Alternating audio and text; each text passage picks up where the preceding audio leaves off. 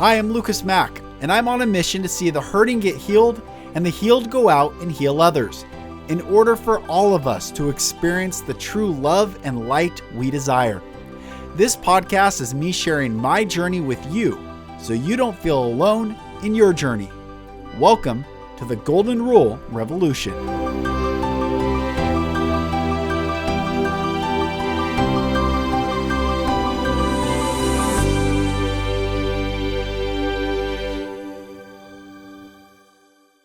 Hello, everyone, and welcome back to another episode of the Golden Rule Revolution. I'm Mack, and it's such a pleasure to have you join today, this week of Thanksgiving. When I started this podcast, I had this deep premonition that a very dark time was going to come. In fact, I wrote a book called The Golden Rule Revolution, discussing the three things you're told never to talk about: money, politics, and religion.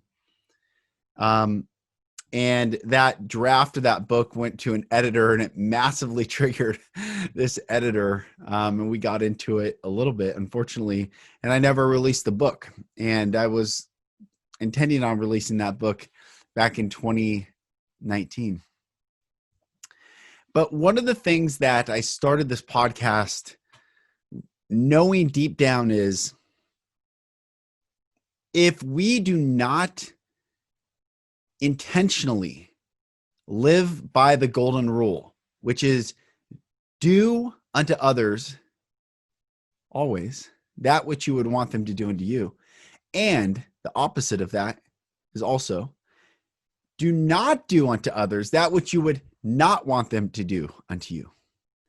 One of the first or second episodes of this podcast a long time ago, which when I was so nervous, I was reading a script. But Hillel the elder, great wise Rabbi Hillel, said, that which you deem hateful unto yourself, do not do unto another. And then a few years later, Jesus comes on the scene and says, do unto others that which you would have them do unto you. So there's two sides of one coin: being aware of what you don't want done unto you, and doing to others what you would want done unto you. For without this universal law by which we live, or universal truth by which we live, everything becomes relative. And when relativity creeps in how humanity treats each other, that's when violence, conflict, and very painful and horrible things happen. Always. I early on talk about the term to each their own. Everyone says to each their own, to each their own. And I, as a very libertarian-minded self-governance person, appreciate the sentiment of to each their own, certainly. However, when people say to each their own, what they really are saying is, it's okay until it affects me. But the moment it affects me, it's no longer okay. Meaning, I gave a keynote talk a few years ago called Living Gray in a Black and White World. And I said, none of us are ever polarities. So I'm never going to be pure light or pure darkness, or we walk towards polarities. But no one can ever claim I am the polarity, that which I am walking towards or moving towards. But we do walk towards one polarity or the other. And there's definitely the crossing of the line of whether we're leaving one polarity or we're on the other side moving towards a polarity. Even though you might be moving towards health, if you're still in the trauma phase, you're actually leaving trauma before you move to really the finite inward healing. But if we continue down this path, let me say this. If you believe in raising taxes, I don't care for who. Right? This is a very simple application. What the media has done has inserted a label of another human being inside our minds, which distanced that label from us. So it's been going on for a long time, identity politics. But if you think of the 1% versus the 99%, or the haves, the have-nots. Those labels are actually not truth. Now, in the 3D world, yes, they might have means, but if you don't look at every human being as a human being, that's when danger creeps in. Now, let me say this. Stay on taxes. If you say raise their taxes, but you would not want taxes raised on your own mother or father or yourself, then don't say that. See, what we would not do to all, we should not do to any. This is a very important lesson as we move forward into the 5D consciousness. What we would not do to all, we should not do to any. We shall not do to any. Meaning, and why I hesitated earlier is to talk about consequences, because consequences are exact to an action. Every action has a reaction or a consequence to that action. And consequences are not negative. They can be incredibly positive. They can be incredibly, the consequence of my life is blessed and walking in the fulfillment and abundance. However, if I was choosing different actions, then the consequences would be negative.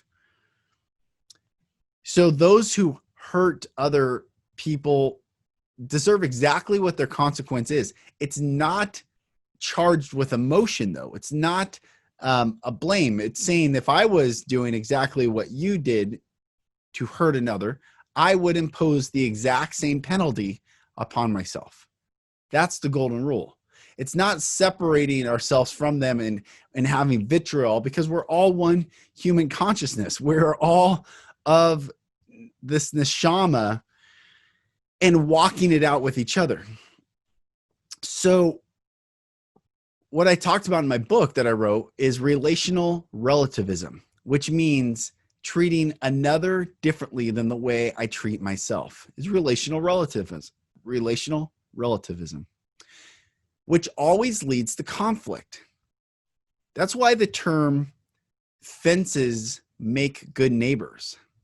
Because if you said, let's remove all fences, but if you have a dog and your neighbor has a dog and your neighbor's dog just kind of poops on your yard and your dog poops on their yard, and then it goes back and forth, eventually frustration builds.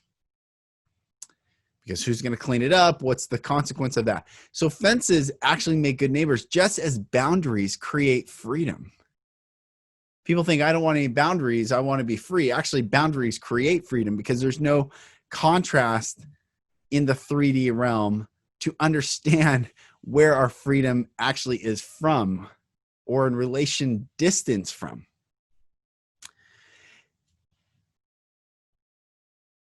And we are witnessing right now a political narrative that is incredibly dangerous in our society. And it is based on relational relativism, and is based on labels and identity politics, and ignoring or missing, or there's a veil over the eyes to see every human being, beautiful human being, is serving their purpose. Even the billionaires and there's trillionaires on this earth. Don't let the media deceive you that it's just the tech billionaires, all these people. There's so much wealth. And I was talking to my wife about this. Think about the world. If you think about the world, you think of any place around the world. I know you're listening from all over the world. So if you think of any other place around the world, yes, you may have been to those places once, twice, many times. You might be a world traveler. But if you close your eyes and you think about the world, mainly the imagery that is created in your mind, or that comes up in your mind, is from media. So the media has actually created how we think and view the world. And especially during this time of political unrest and nerves and division, it is so crucial to remember the golden rule: to love one another, to speak kindly to one another. Passionately disagree? Absolutely. Some of my favorite conversations are hammering on other people, and they hammer on me, and we go at it, but it is done from love. It's I don't ever leave, or they don't ever leave hurt. It's challenging. It's invigorating. However, I know it's done in love. I'm not trying to hurt the other person or belittle them or think they're stupid. And it's time for all of us to do the same, where we can have challenging conversations again, not censor speech, but actually listen to all speech, bring all ideas forth, and let the greatest ideas rise to the top, apart from media influence. But I'm talking about the human to human interaction. I mean, think how easy it is to control the narrative right now and how people think. You lock people down, you create fear. You create fear of a sickness that someone cannot see. It's the greatest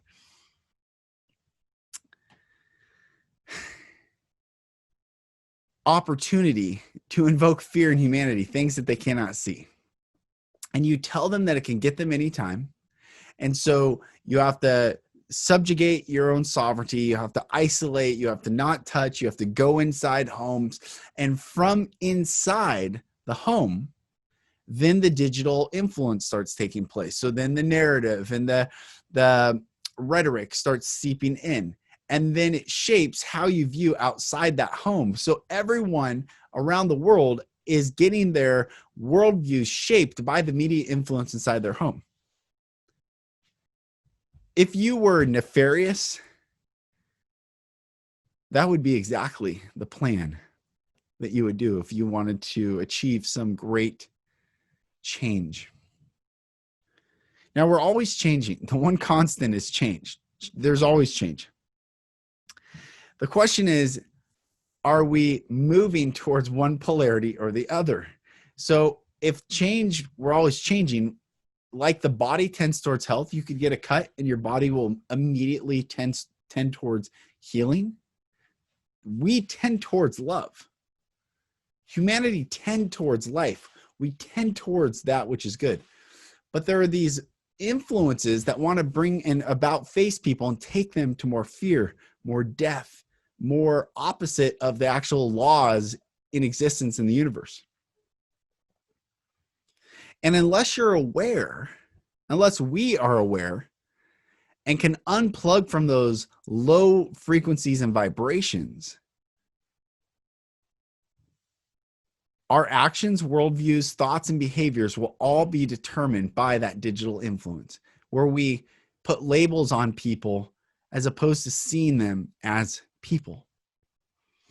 Abraham Lincoln has an incredible quote. He said in July 1854, he said, "Although volume upon volume is written to prove slavery is a very good thing, we never hear of the man who wishes to take the good of it by being a slave himself."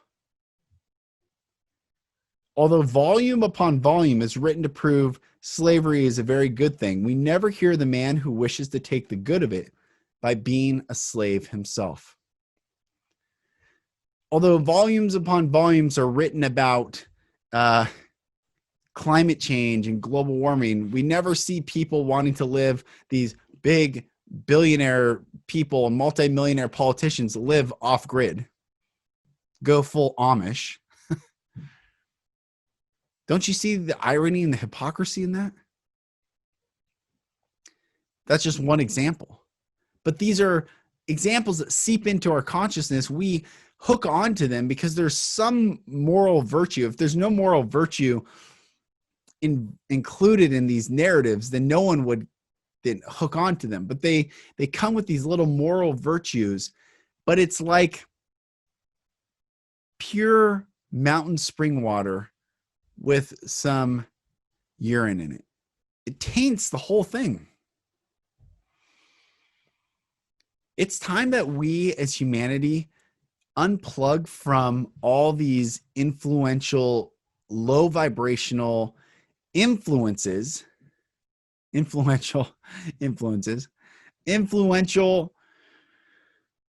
narratives, and these currents that are pulling people down, and we step out of the current, ask ourselves, what is the full extent of what I'm thinking, what I'm listening to? What is the full extent? How far can this thing go? There's an incredible book. I've talked about it before in the podcast. Ideas Have Consequences. It's by a philosophy professor from the University of Chicago, Richard Weaver. He died in, I think, the 50s, but it's an incredible book. Ideas Have Consequences. Follow out your idea, whatever idea you have about anything. Follow it out to the furthest extent. How far would that go? That's why loving people and treating people like people, human beings, same as you and I, and doing unto others and not doing unto others in the exact same moment, take that out to the furthest extent. That is a world of liberation. That is a world of sovereignty. That is a world of where the flowers grow and the children play and neighbors love neighbors and we become communal again. But take identity politics, take divisive rhetoric, take political rhetoric at all, and take that out to its furthest extent. It is control by a few over the many. It is abdicating what makes humanity beautiful. And the messiness is what teaches us the beauty of cleanliness. The pain in the 3D world, I'm talking about in the 3D right now, is what teaches us the beauty of healing. So we don't attack and hate. We simply recognize and learn so that we can become the brightest light and the most loving influence in another human being's life.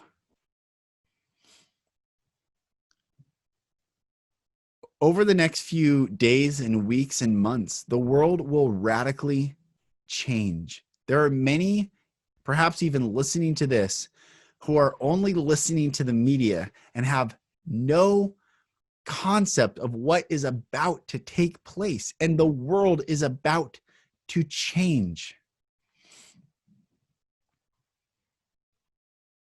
And humanity's been stripped away from nature so much that we have no concept of death. We fear death, therefore we don't live. It is better to live robustly for a shorter time than to never taste the exhilaration of life and live, quote unquote, a very long time. Legacy, the impact we make in the lives of others.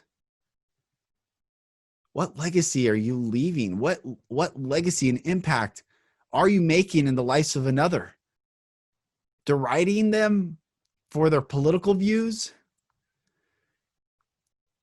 Or perhaps isolating?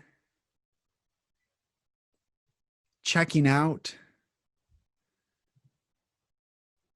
Putting responsibility for your children and the next generation, if you have children or not, on someone else?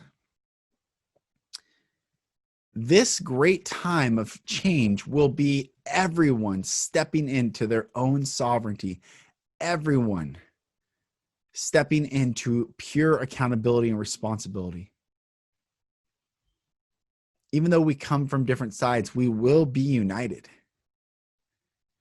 But there has to be an absolute removal of the old ways, the old system. Rome will and must fall for the new kingdom to emerge.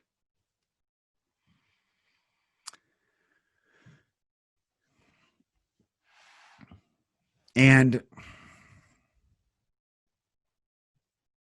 in the emerging, there will be some who are traumatized because they've held on to the Roman system so tightly. They've held on to the 3D matrix so tightly. They wanted to make the matrix beautiful. versus making humanity beautiful. And they will experience trauma.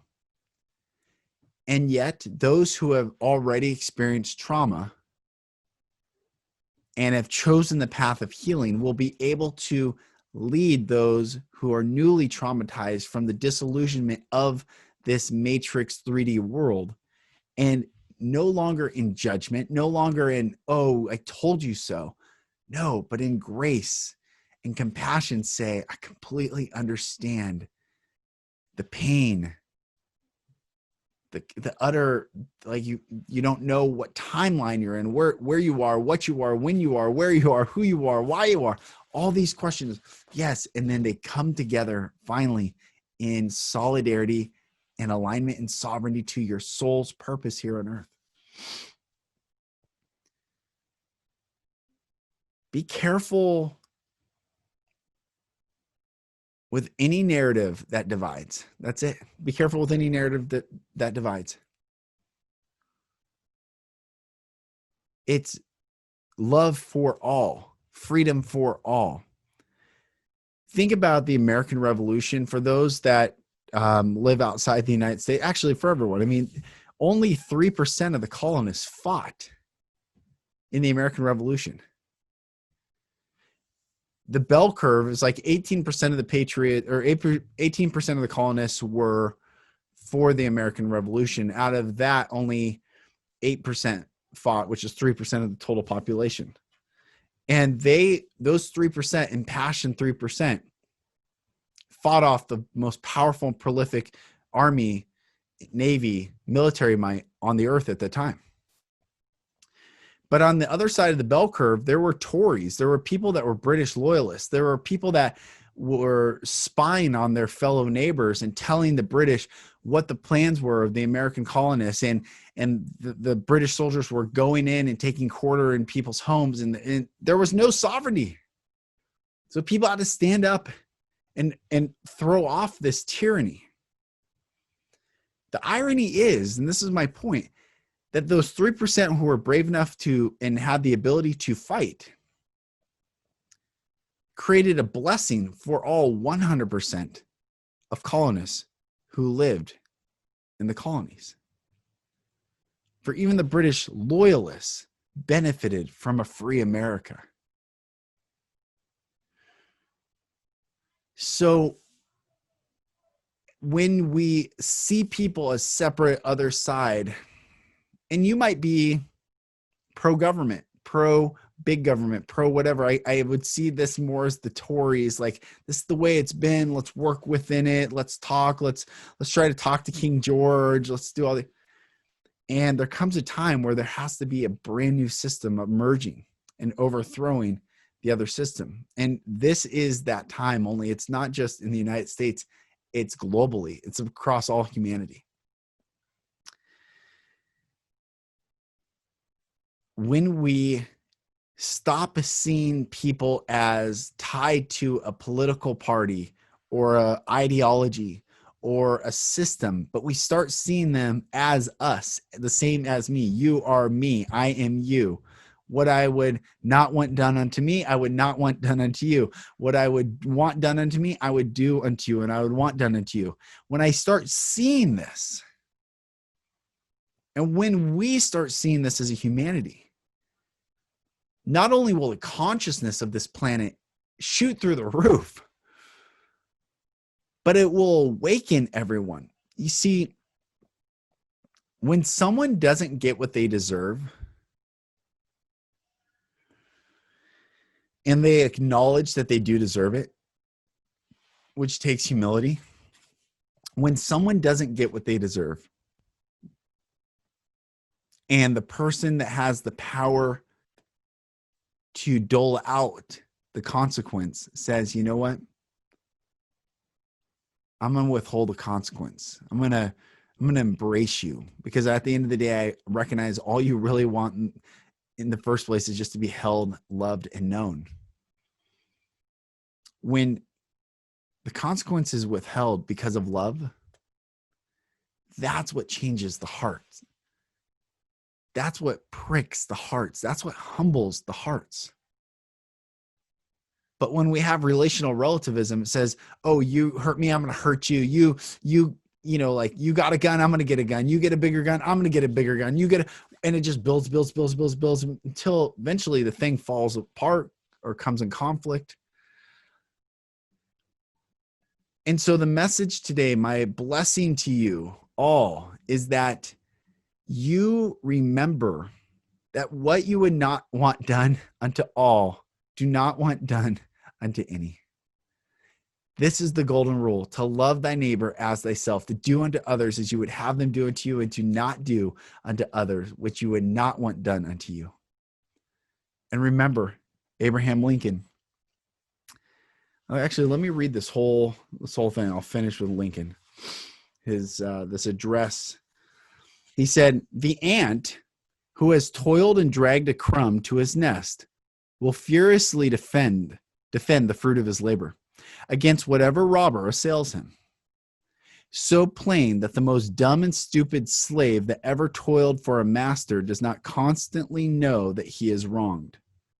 So plain that no one, high or low, ever does mistake it, except in a plainly selfish way. For although volume upon volume is written to prove slavery is a very good thing, we never hear the man who wishes to take the good of it by being a slave himself." I don't see people choosing to live off grid that create these narratives. I don't see, it's all good. My point is, live the golden rule, love people today, be the brightest light in someone's day. Do the inner work, walk towards healing, walk towards sovereignty, walk towards love, walk towards light. Leave these systems of political narratives. The corruption is beyond comprehension. And there is no side nor one who is clean. You, my dear brother and sister, must do the work, be cleansed in the love of the infinite God. For his infinite and unconditional love is ever present for you and I to bathe in, to wash in, to walk in, to let go of all things that no longer serve us or bless us.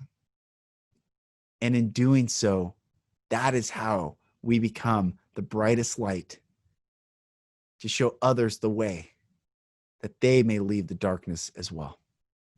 I bless you all, dear brothers and sisters. Have a beautiful day. Be blessed in the love and light of the one infinite creator, Adonai. I am Lucas Mack. This is the Golden Rule Revolution, and I'll talk to you on the next episode.